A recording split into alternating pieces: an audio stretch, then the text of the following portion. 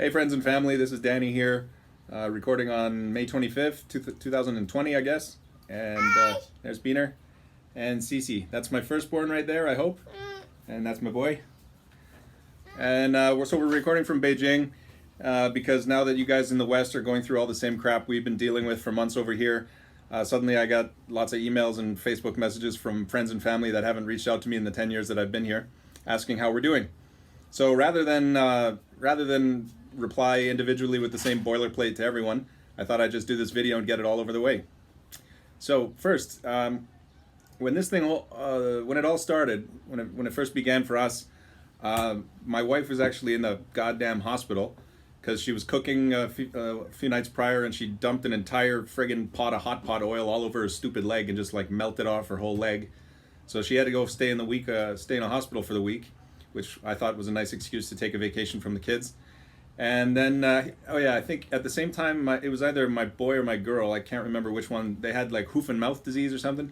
And so that was fun to deal with at the same time. And then my wife got out of the hospital and she couldn't walk for a month. So in addition to taking care of all the chores and kids and shit, I had to push her lazy ass around. Maybe lazy's bad, push her clumsy ass around for a couple of weeks. And she's pretty much back to normal now. She's walking fine, but she still has one of those hilarious like dark man scars on her entire leg, so she's really looking forward to bikini season. And anyways, so that's when she got out of the hospital, pretty much every compound in the city was already on like air quote lockdown.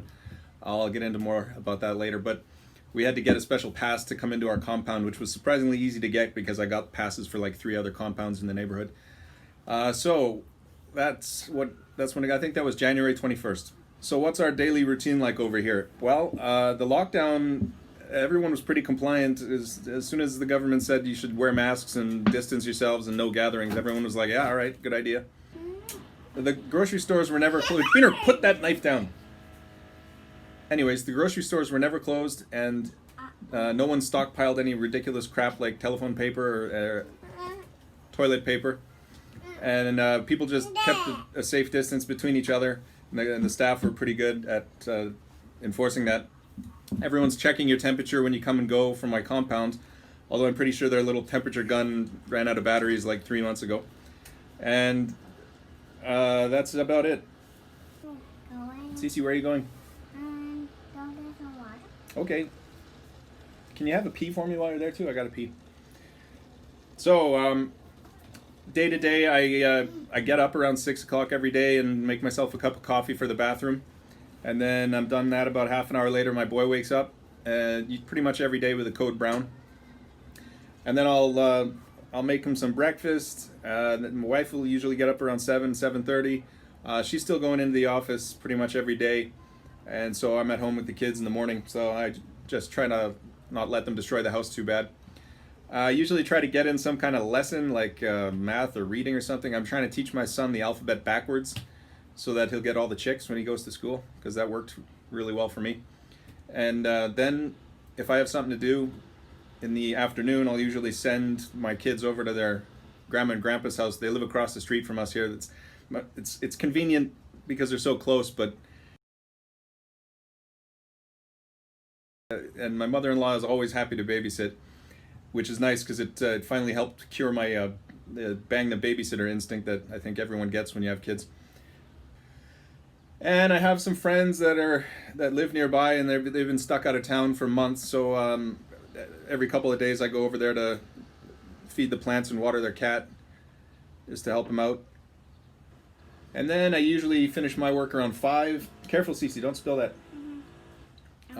What's your brother doing? What just broke? I heard something break. Go check. I swear, if he breaks one more mirror, if I'm done, I'm finishing around 5, and then I go pick up my kids, and then I just play with them outside with some of their friends until the bottle of soju kicks in, and then I come home and bring the kids home and get dinner started, and usually dinner is approximately ready when my wife comes home, around 6:30 or so.